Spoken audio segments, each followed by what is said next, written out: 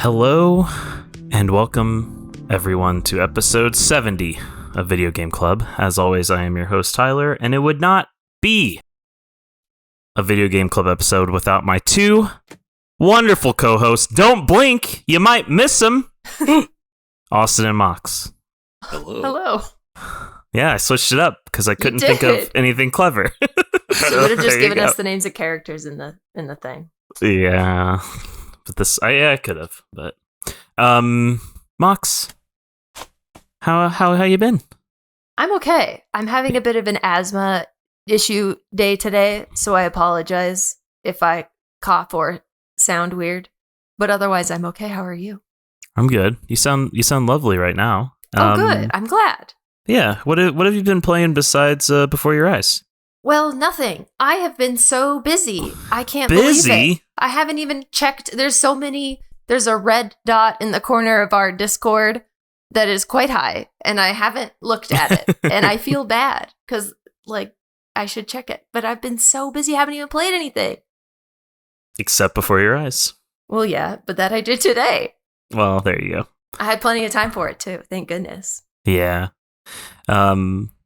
Austin, Hi. you played Before Your Eyes. I did.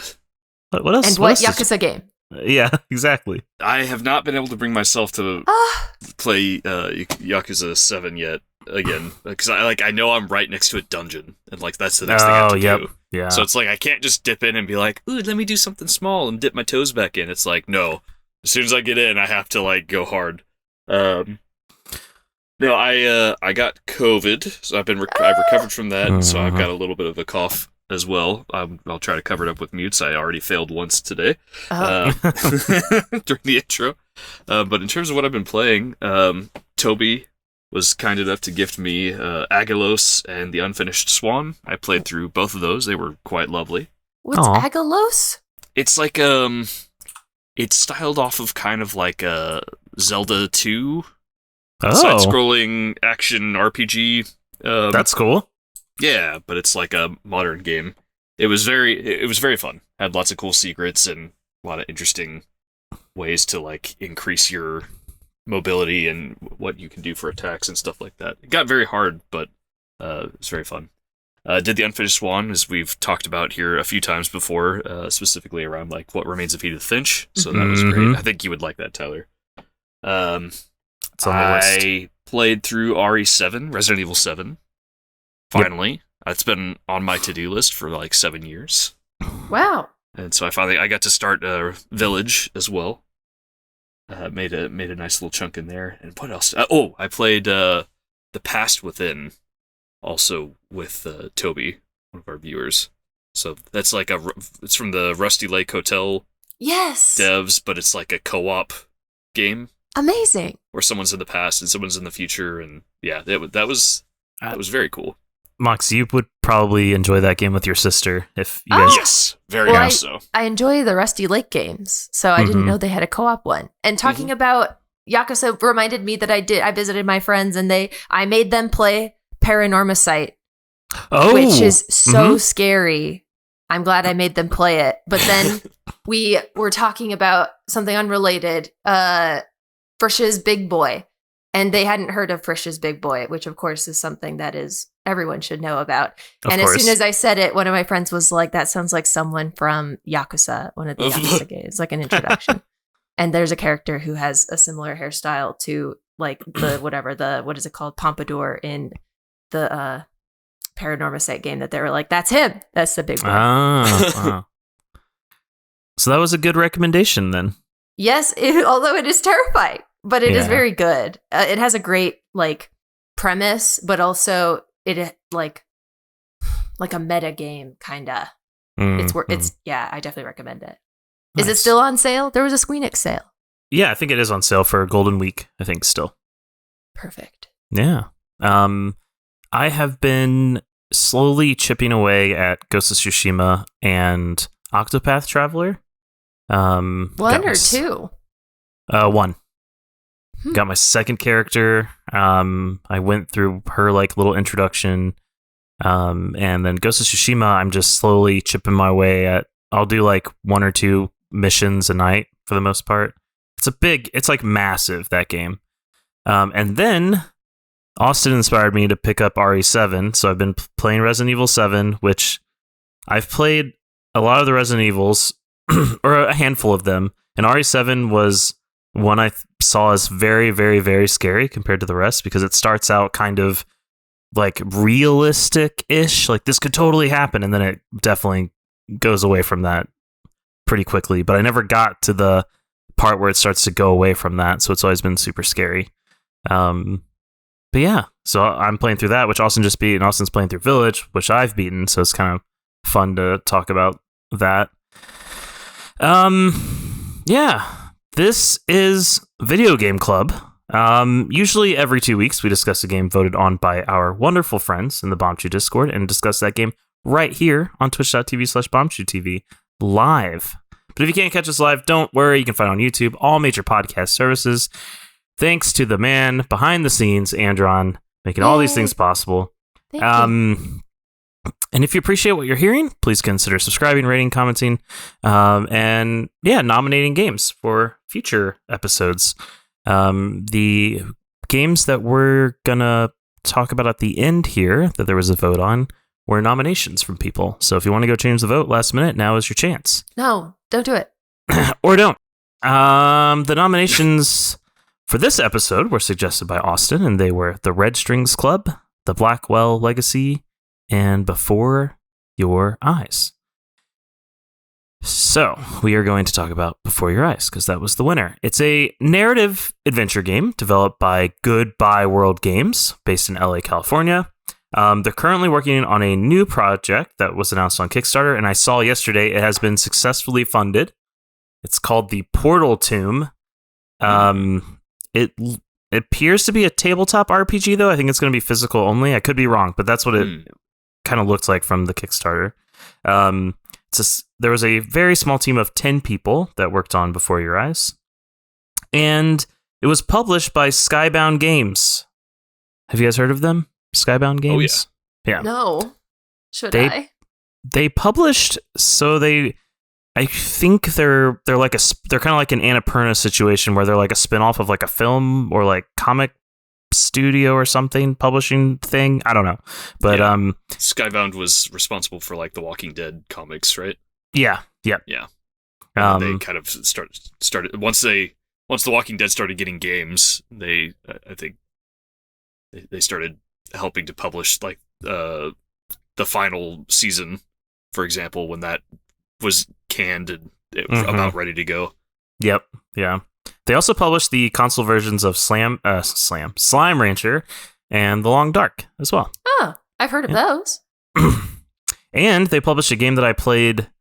It just got added to Game Pass. I started it. It wasn't for me, but it was like some game where you're like a witch, but it's like a Harvest Moon meets witchcraft sort of type What's it called? game. I can't remember. I'll have to tell you after. Is it Wildflowers? No, it's not Wildflowers. I don't think so. I'll look here in a bit. The game was released April 8th, 2021 on Windows, came a bit later to Mac, and then mobile in July of 2022, and PSVR 2 this year in March. Oh, wow. Yeah. Did anybody play it in VR? I did not. I played it on my computer with a webcam. Is that how you played it, Mox? No, I wanted to hear about it. Oh. That's okay. We'll keep No, did you play it on your computer, though? No, I played it on my iPad, but it had okay, that's cool. I am glad that someone... I used the Netflix thing that you guys told me about. Nice. Yeah, nice. Okay, so 2021, we had the Switch OLED, the Analog Pocket, the Atari VCS, the Evercade VS, and I say it every time, but the Steam Deck and the Playdate were supposed to come out that year. Yeah. They were delayed till 2022. And we played 7 games that came out that year. We played a lot. My God. We played a lot. Played a lot. I don't know how many. Death's Door. Metroid. Was it actually 7? Let me look. 1, 2, 3. 5 so far. 5, okay. Does that include this game? It does not include this game. Okay. So Death's Door, Metroid Dread, Inscription, Grow, Song of the Evertree, and Scarlet Nexus. And some games we didn't play, Yakuza Like a Dragon, Resident Evil Village, Returnal, Skyward Sword HD, and Far Cry 6 also came out in 2021. How did this game review? 7s and 8s. People really liked the story. People really enjoyed the voice acting. People weren't big fans of the inconsistent controls. They had some issues with the controls, which I also had a few issues. And some people weren't big fans of how simple the game was. Get over yourself. Right. So now it's time to get into the discussion, starting with the gameplay. So it's a first-person game. You control using a pointer, or I guess touch if you're on your iPad, and blinking. Sometimes, though, it's important to keep your eyes open instead of blinking. And there's scenes that are presented to you that you can interact with blinking. Mox, you just played it. What'd you think of the gameplay of this game on your iPad? I had to turn off the blinking mechanism. It worked very well, but gosh, I'm dehydrated because I flew on an airplane. And it's like playing on hard mode. I missed everything. It was so frustrating. I had to turn off the blink to advance, whatever the mechanism. I enjoyed it when it was on, and I missed things, which is the point, I guess. Playing with it on, and I also miss things playing with it off because they kind of changed how you control the game when you don't have the blink mechanism on. So I think it approximated it very well. Oh, I guess I can. Well, so you drag things around using your finger to move the pan around, and you tap the eyes instead of blinking at them.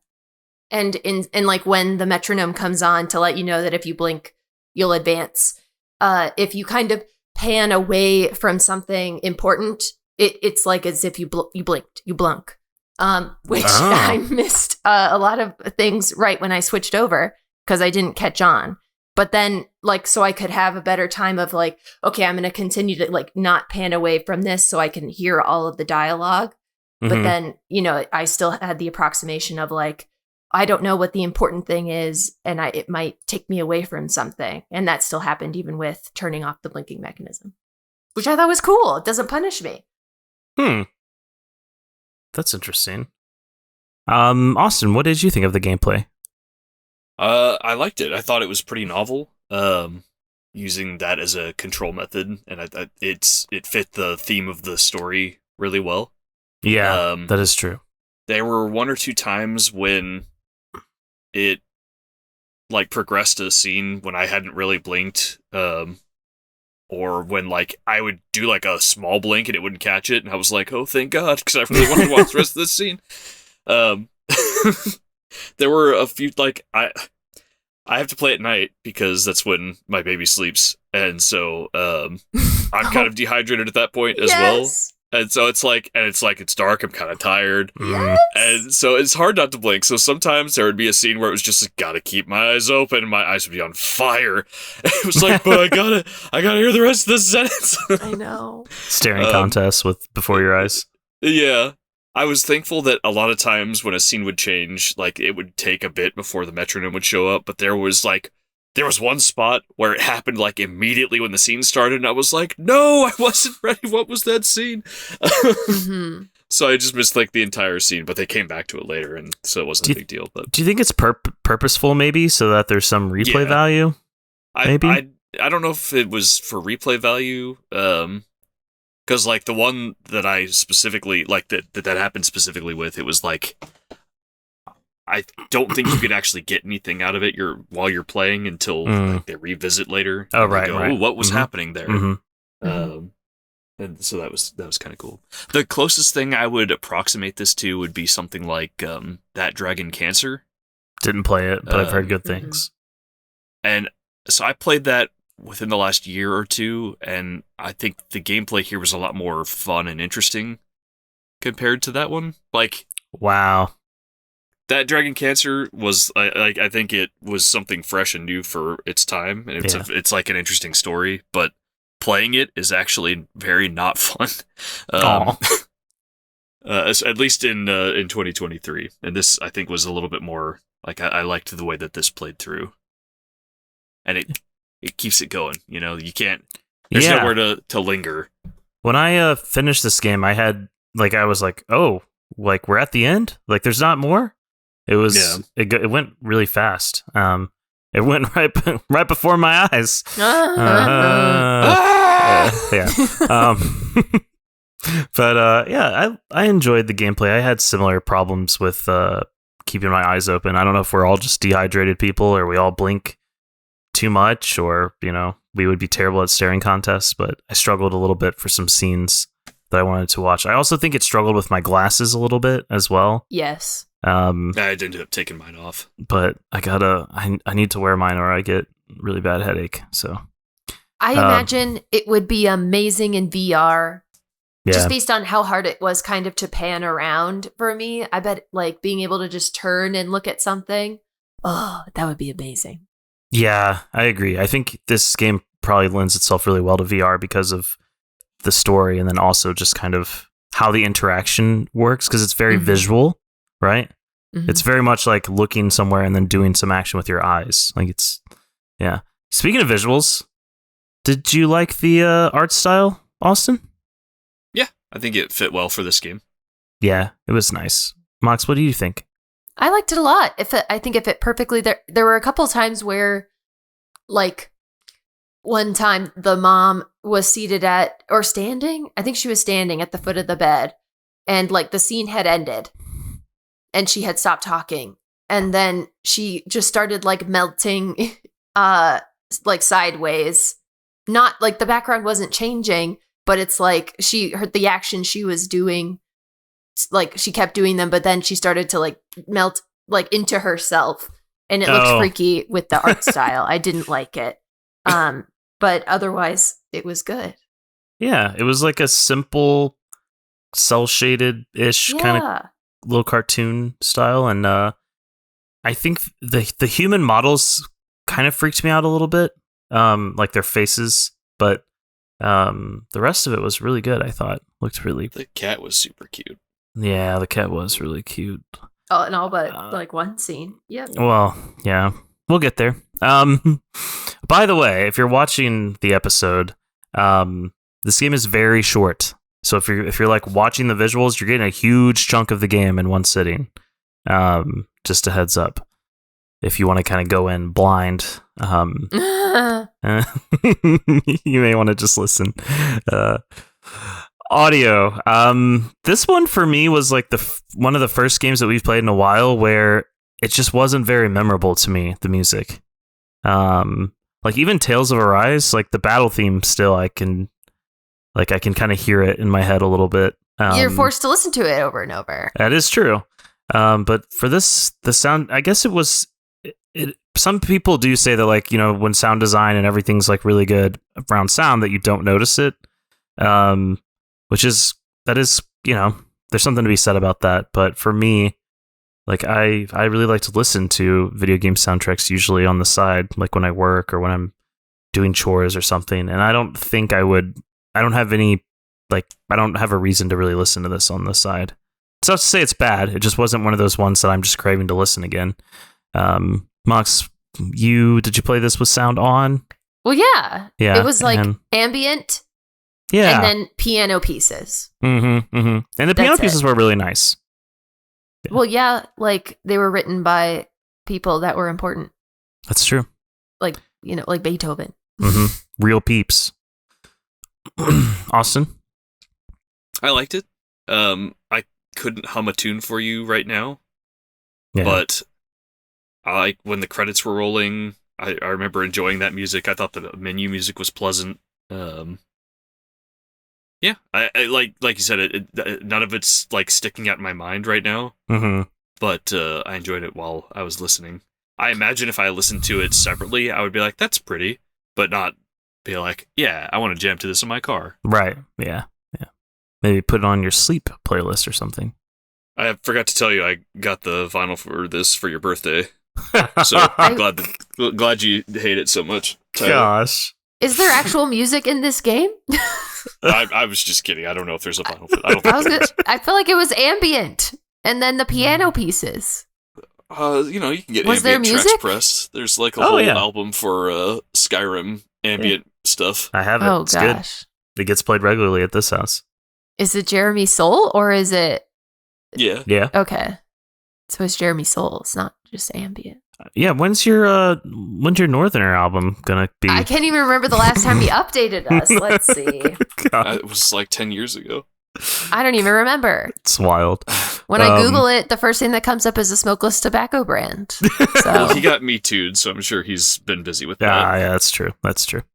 We kind of already touched on the controls and interface a little bit with the blinking and stuff, but Mox, how long were you playing the game before you switched to the other control style? I think I switched maybe a third of the way in. Third? Okay. And this took me like about 2 hours. Yeah. Austin, did you stick with the blinking for the whole thing? Yes, I did. Yeah. How many times did you have to calibrate? I did it once because I saw there was an achievement for doing it 10 times, and it took so long to do it once that I was like, I'm not doing that. There's an achievement for doing it 10 times? That's why I thought you were asking. No, I had no idea. I had to calibrate 5 times, I think. Oh. Yeah, because it kept being like, oh, you might want to calibrate again. I was like, okay. I think my posture had a lot to do with it because of like where my webcam is and how it was looking at my eyes. So between my longer hair, my glasses, and my posture, I think it was having trouble reading my blinks. Yeah, I had my glasses off and like I kept a consistent lighting level in my room, and I made sure to sit in like one spot so I wouldn't like move out of the green square position. Or whatever. Yeah. I'm curious if how it would have been the other way, but yeah, I don't know. I think it would be if someone played this in PSVR 2. I am very curious. All one please of you let out us there know. who maybe spent $550 on an extra headset. There's probably to 2 play Beyond before your eyes. Please write in and let us know. Yeah, please come to the Discord, write a comment. I'm curious. And moving on to performance, unless you guys want to talk about the interface of this game at all, which doesn't Well, I feel really like we have need to explain that you advance the game by blinking both like against your will and then also within your will.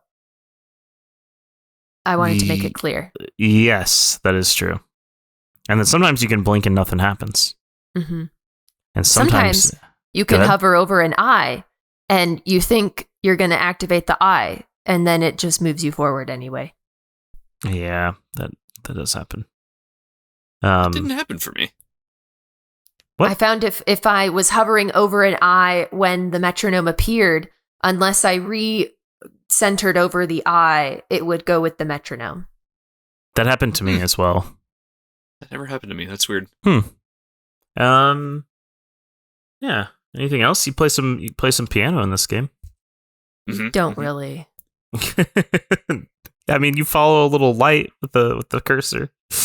Yeah, you don't really. It was hard on the iPad. I had to like drag back and forth, and that screen isn't like super smooth for dragging. Yeah, and they like made it hard sometimes. Listen, Mox, if it's hard to drag across the screen on an iPad, then you're just dragging wrong, because the iPad is perfect. Okay. I can't. Apple only makes perfect products, and if everyone you have any knows trouble, that. it's user error. Everyone knows. Oh my goodness. I don't even know who you are. Talking like that. By the way, there's a Surface tablet under your doormat for you whenever you're ready. Oh, okay. Ooh. It's right next to the Amazon Fire tablet. Oh my god. Weren't they giving those away at some point? Well, practically. Probably. For like almost nothing. The performance of this game on the computers on my PC was pretty good. Did you play it on Steam Deck at all, Austin? Part of it? No, because I wanted to do the. Oh yeah, you said you did the eye controls, tracking. and Yeah, Steam Deck doesn't have a camera. you could have done USB through a dock. That sounds awful. Like Technically, I could have, and I guess that would have been good to just test how well it runs. But that We didn't need that data. I point. don't No, we have did time not. for that these days. ain't nobody got time for that. But Mox, you played what generation iPad do you have, if you don't mind? Do you know? I think it's one generation old. Okay, so it's like a newer. Pro, but the smaller one. Gotcha. It's like an M1. I don't think so. It is USB-C, which is It's amazing. nice. I love it. Yeah, I love that. I love when everything's USB-C, unlike my phone. Why? Yeah. So dumb. Yeah, it is dumb. Soon, yeah. But no performance issues on the iPad. Well, the one time that the scene ended and the mom was doing something and then she melted into herself and I don't know, the background, the bed. It was weird. Yeah. But for the most part, it was fine. No, that was fine. That was it. Now I'm going to throw on that spoilers tag. Again, this game's all story. So if you don't want to be spoiled, please leave now and come back at the end. If you do want to be spoiled, though, stay put, because we're going to talk about that story.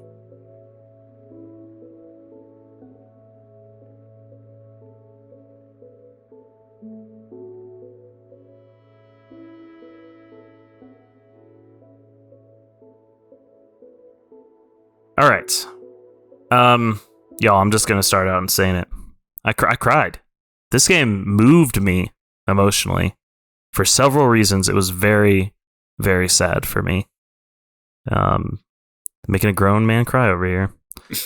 There were several sad parts, but Mox, what did you think of this story? It's fresh in your mind. You just played it. Yeah, I did. What do you think? It was good. It was unexpected.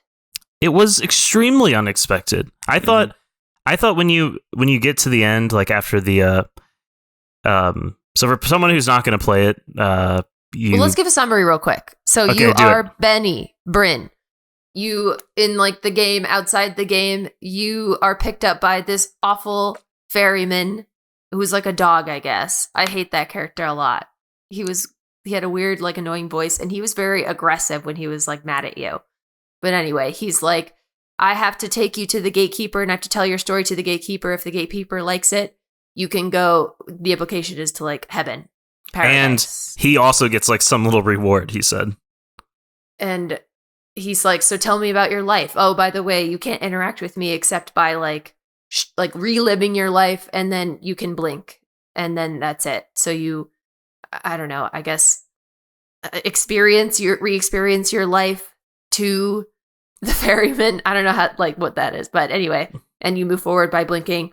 Basically, you're like a kid and your mom is a piano composer and your dad is a professor, and the mom is, saying, okay, we got to get you into piano, and then tries to get him into this really high class piano school by pushing him to practice. And then you can either choke. Oh, go ahead. Like, she doesn't just throw you at it. Like, early on, you kind of start toying around with the piano, and somehow I was trying to make it fast. Playing. I'm sorry. I wanted to give the context of where the mom's at in her head. Go ahead. I was trying to be real fast. You play a piece that she wrote, and she's just like, "Oh my god! Like, he can play the piano," and so she was never able to, like, really stick to that because the family needed to make money. So she ended up having to be like an accountant. Yep. And so she, and there was kind of some bad blood there, with her dad, of just like, oh, well, you never amounted to anything of value. And so she wants that for you. She wants you to be that prodigy that she never got to be. Well, her dad was an authoritarian pianist making her practice, crazily. And she didn't do that. And she's like, I'm not going to treat you that way. But anyway. And then she does. Exactly. Apple doesn't fall far but from there's the tree. a choice you get to make of going to bed early before the big performance. Or going out with your neighbor, Chloe, who you play, like, crab Pokemon with. Yeah, it's awesome. Crab Pokemon's really cool. Also, she might be your lover. You never know, depending on you get to what decide. you do. She's like kind of your girlfriend. You got to figure out, Yeah. Well, you get to decide. Right. Yeah. But anyway, that's the decision, and then you can not go. What decision did we make? Yeah. Oh, you have to go to Chloe, the crab Pokemon master. Same. I also did that. Yeah. I was not. None of us know what happens if you're not tired at the recital. I don't know if that, because this is like an achievement. I looked it up. You pick one, and then you have to replay it and pick the other, because it's like a big change. Yeah. So who knows? I don't care though. And then you're like, and then you have to stay inside for a year because you're sick, and you paint obsessively, And then they're like, oh, he really likes painting. And then it's like, oh, he's like a really good painter. And then he goes to art school and then he continues to paint. And then he can either, another big choice, I guess, sell paintings or not. I chose to sell them. I chose... You partnered with like the big firm? The dealer, yeah. I chose to not partner. I also chose not to partner. So in mine, the next scene is you're taking your mom out to dinner and she's like, I could live like this. You know, this is really nice. You're making a ton of money. I should have done this, is what she says. I should have sold out. Your mom is kind of not happy with you, I believe. Right, Austin? I don't remember. Because she gives you a call right before that decision. She's like, it's okay to make money. Yeah. It's okay to do that. But your art teacher's like, don't you dare He sell was out. weird. I didn't like it. That's why I chose to sell. I ended up not selling out, and then he's like, great job. You... I forget what he did. Like, you go out to dinner with your art teacher, and then he's like, hey, can you pay for me because I don't have any money? I love it.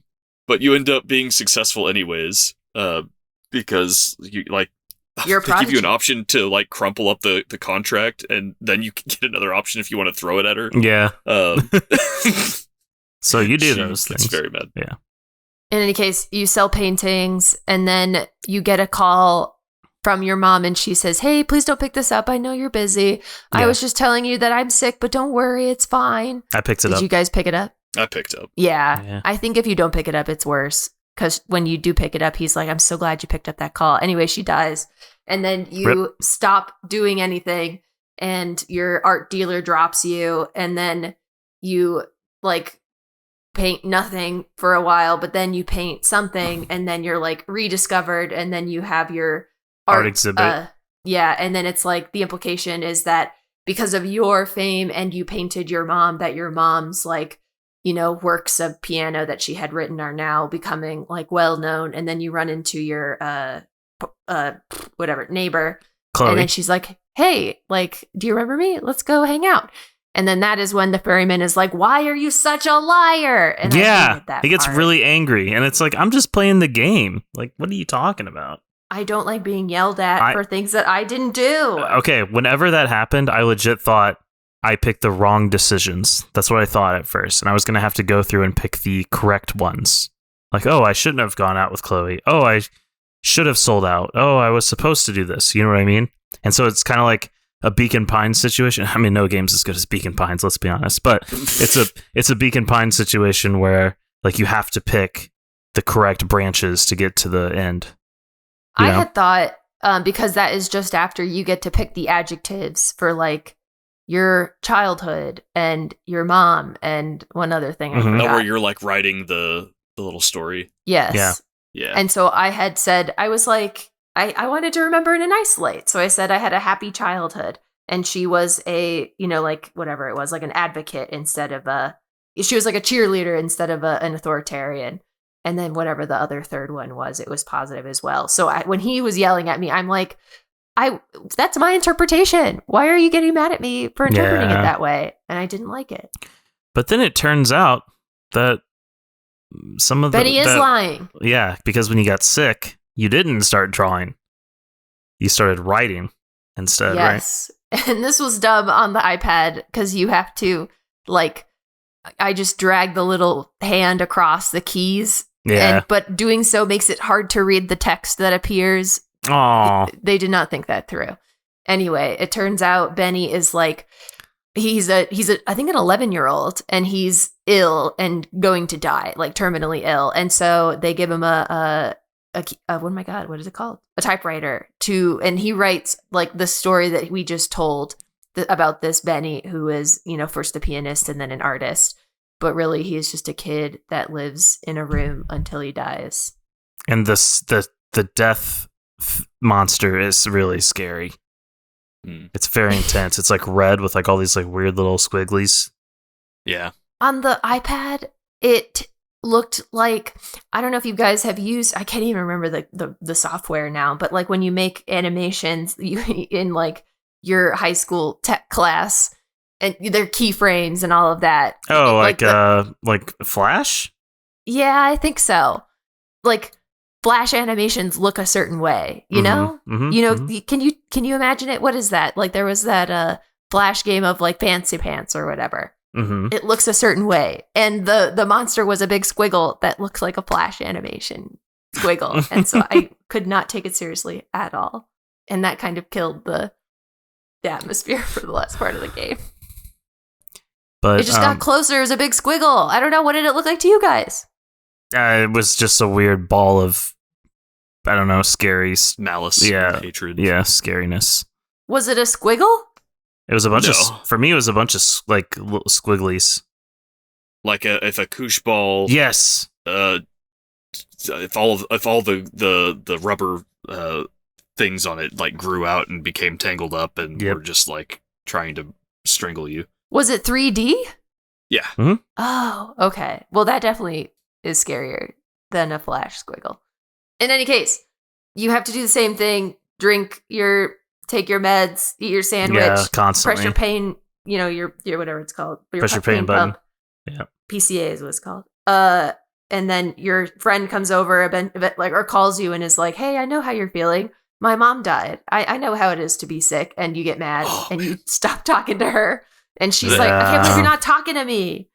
And then there was a nice moment with that because like you start hallucinating because earlier in the game, like when you go out with her instead of studying, you can like connect the stars to write a message that says "Stay here."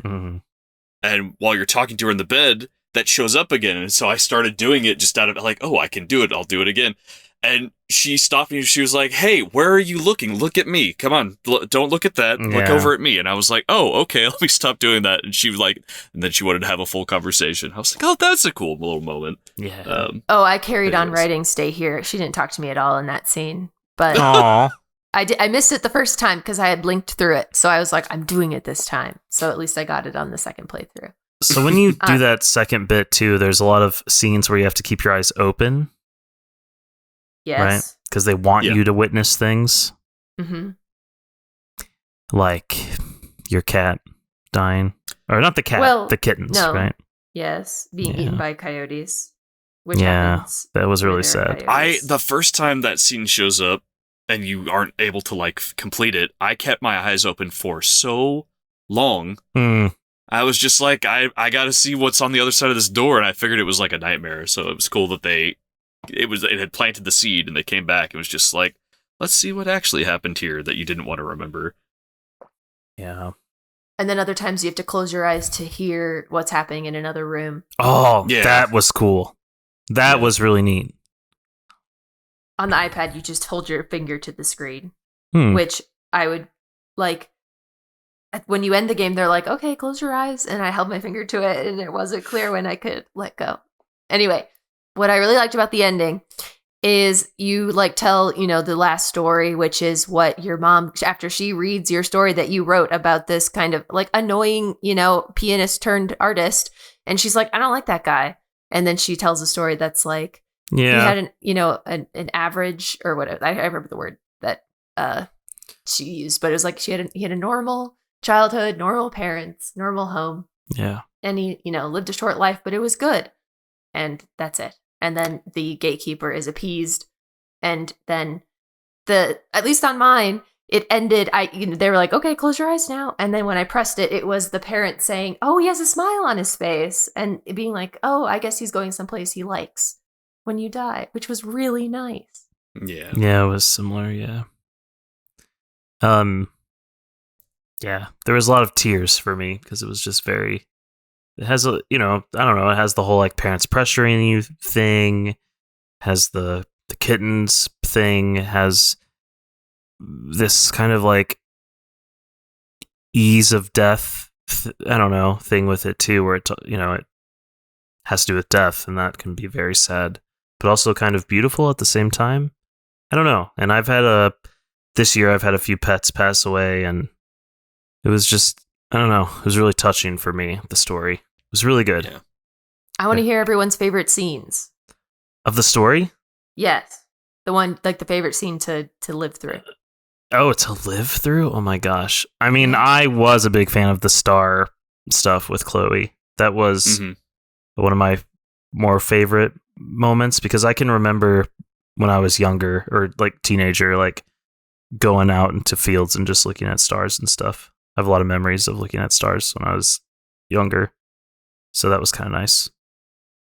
And, you know, with some girls that I liked as well. So kind of, you know, anyway. What about you, Austin? I don't know if I have a favorite scene, but at least not one that comes to mind. But I really liked the parents in this. Mm-hmm. I thought that they were written like real? Their relationship was very real. Like the dad's kind of goofy, but he's like super supportive, but he doesn't always really think things through. Mm-hmm. So like he gets the cat, for example, and like the mom's allergic to the cat. He's like, oh, well, we'll just like have it for a few days. And then he starts naming it. And he's like, oh, look, it's his cat. Yeah. Like he knows what he's doing. But then the mom likes it, right? Like always. Oh, for sure. But like just every step of the way, like anytime they would have problems too, it was just like, and you weren't supposed to be around or hearing it. Like a lot of that just was very well written, I felt like, and they acted it very well as well. Initially, I was like, this dad's kind of a goofball, but then he grew on me quite a bit. Yeah, I think the parents were a big good aspect for me. What about you, Mox? My favorite scene is when you're practicing and Chloe calls you, and the mom's like, "Don't pick that up." Oh, and yeah. I picked it up, and I listened to what Chloe had to say. She spoke for like, I don't know. It felt like 2 minutes. And it was her saying, okay, here, we're at this part in the crab game. We need to get this kind of crab because the new area has this other kind of crab. And we need to make sure that we can combat that crab because this crab is weak to that crab. I tried to remember every aspect of it because I was like, oh my God, this is going to come up later. It didn't. It didn't at all. Oh, gosh. I liked when she comes back later and she starts talking to you about like why she plays that game with you, because like it's right after your mom's been like, she just uses you to play that game. Yeah. And then she comes and talks to you and she's like, you know, that game is like kind of crappy and like not very good. But it's like, I like just like experiencing it with you. Mm-hmm. And I was like, oh, that's nice. Yeah, that's really sweet. I think she was like, I can't believe your mom thinks I come over just to play that game. It's not even that good. Yeah. All right, it's time to get into our takes.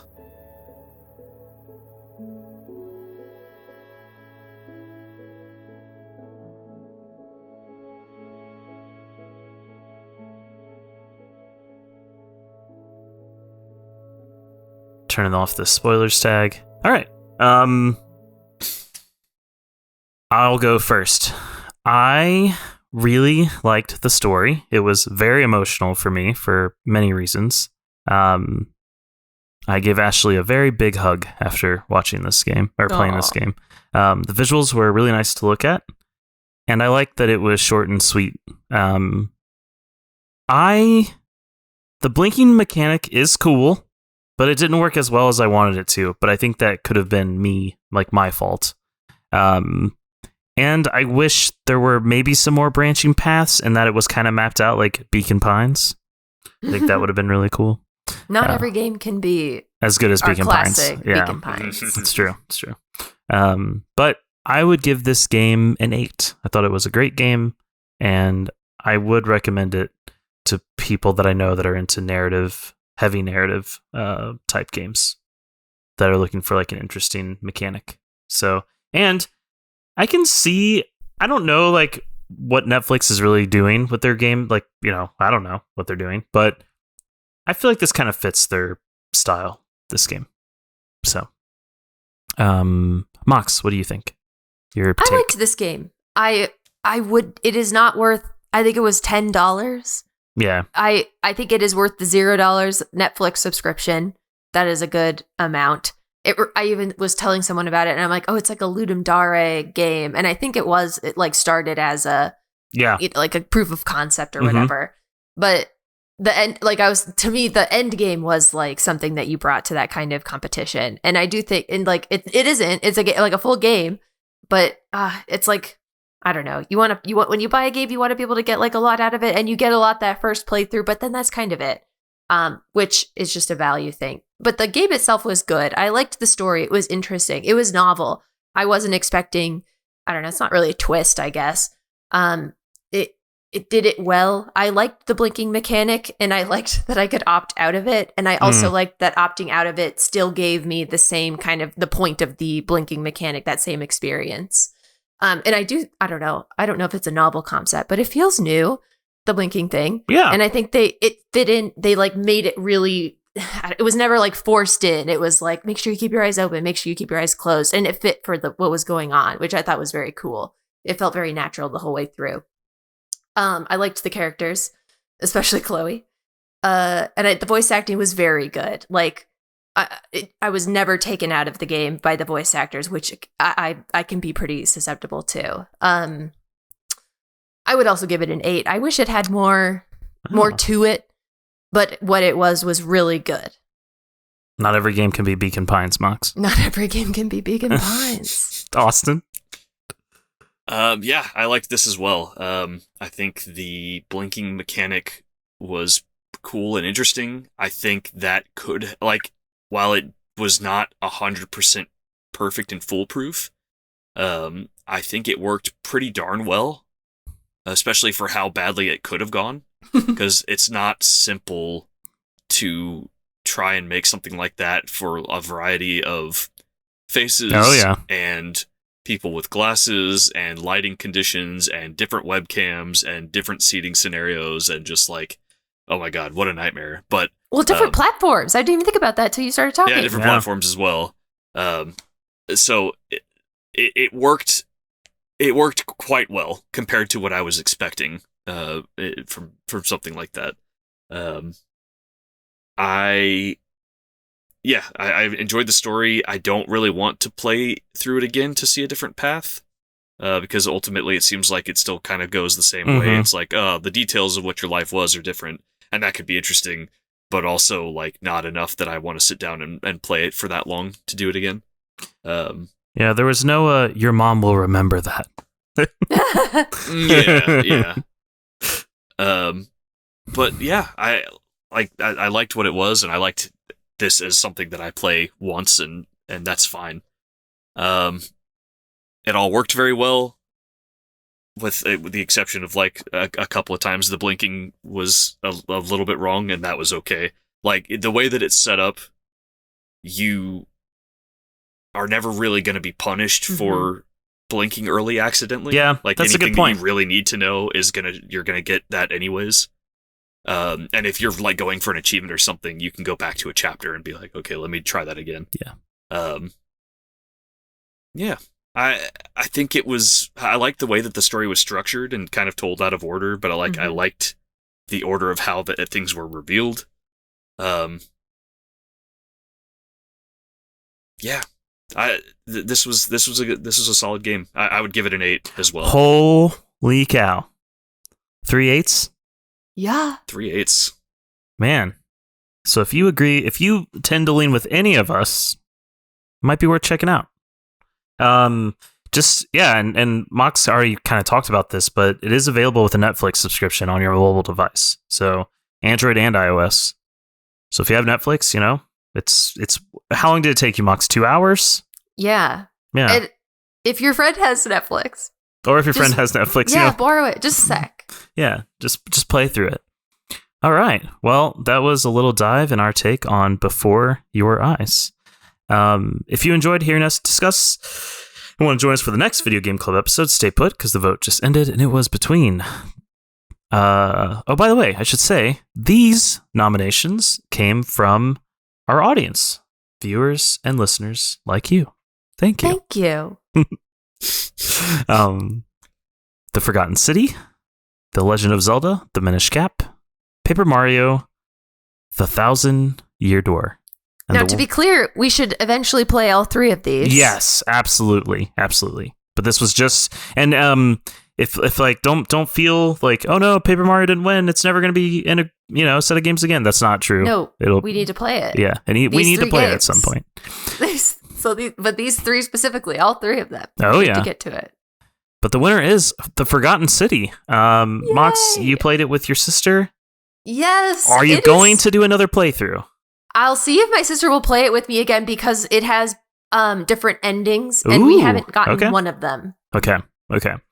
It is very fun in multiple ways. I'm excited to hear what you guys think about it. I'm excited because I know it was like an Oblivion mod first, and I checked it out for a little bit when it was on Game Pass. It might still be there, and it was a good time, so I'm excited. It's on sale right now, playing isn't it? the original Oblivion mod? Oh. God. Yeah, by the way, before you play Forgotten City, play through Oblivion first, actually. Actually, go back to Elder Scrolls Arena so you can really get a feel for Oblivion. Oh, no! What are you doing? Why are you speaking these words? I'm kidding. Yeah, but thank you everyone who voted and everyone who nominated these games. So the next, and of course, thank you everyone for listening and watching. So we're going to take a little small break this time. May's going to be quite a busy month for me. I have some travel coming up. Tears of the Kingdom comes out. It's a little crazy at work right now as well. So we're going to take a small break. And our next episode will be May 28th at 2:00 Eastern. Again, this game is not super long. I looked, I think it was like 8 hours or something. It's really? not. That's it? Yeah, it's not super long at all. So that should be plenty of time for everyone to beat it. But yeah, I just wanted to let people know that the next episode, instead of the 14th, will be on May 28th at 2:00 Eastern. Austin, thank you so much for taking some time to join us. Thanks for having me. Of course. And Mox, thank you for joining us. And you played the game like a couple hours ago. Yeah. I got it done. Awesome. Thanks for having me. Yeah. And thank you, Andron, for working behind the scenes. I'm Tyler. This was Video Game Club episode 70. Before Your Eyes. And we're out.